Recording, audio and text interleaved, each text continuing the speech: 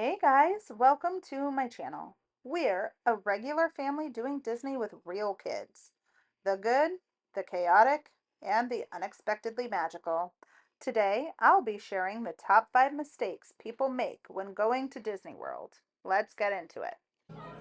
The first mistake I see people making is expecting your children or your spouse to be someone different than they are at any other time. If you guys are at home and your kids are rambunctious and wild and they don't like standing still for long periods of times, that's who they're going to be at Disney World. For some reason, I thought Disney would magically turn my kids into cheerful, patient, grateful humans. It turns out they're the same kids, just a little bit hotter.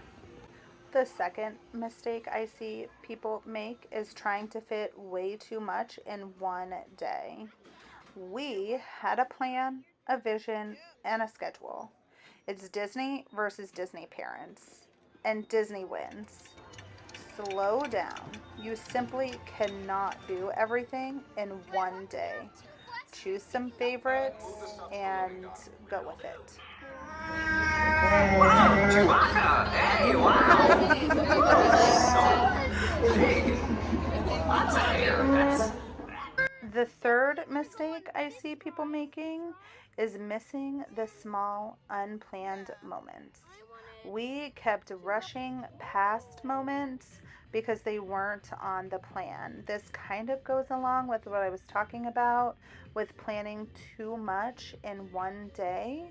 You will miss things and you will miss moments and opportunities to interact with characters or to see a show that might be on while you're walking past, and you don't want to miss these moments. They are very special.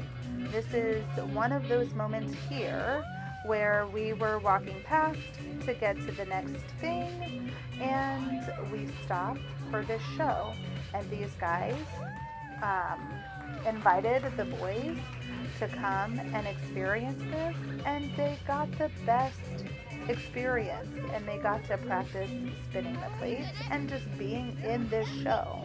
It was so fun, the highlight of our trip, and they just couldn't stop talking about it. Do not miss these unplanned moments. I'll share another moment at Galaxy's Edge where we ran into a Star Wars character. I'm tracking two fugitives on stolen speeders. Have you seen them?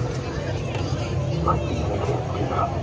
Leave him there. Don't provoke him. And here, where they have a show on the castle.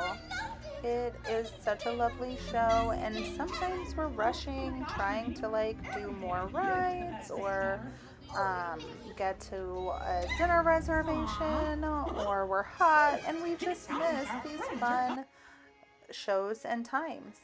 Okay, I can go on and on about not missing these moments. Obviously, they're very important to me as a parent and a mom. It's just priceless. And so, anyway, that's my spiel on the don't miss the moments.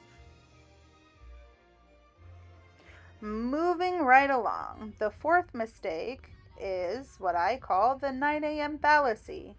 If you are getting at the parks at 9 a.m., that does not mean you are going into the parks at 9 a.m.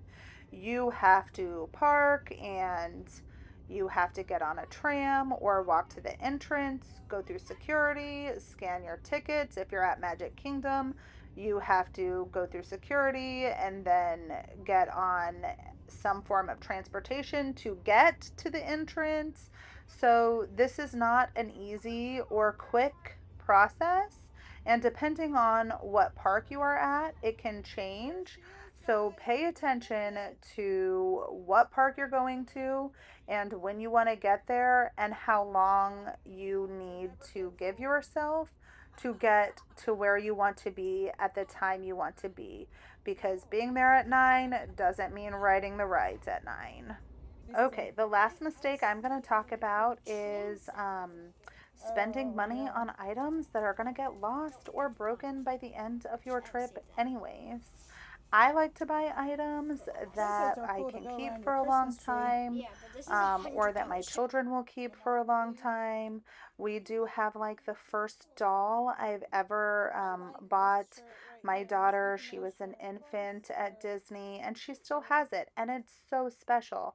So there are some items that I think are special to buy, but just be mindful of what you're spending money on and things that are just going to get lost or broken. Let me know in the comments what mistakes you've seen. If you are doing Disney with kids and want honesty instead of perfection, you're in the right place. Please like and subscribe. Thanks for watching. Bye.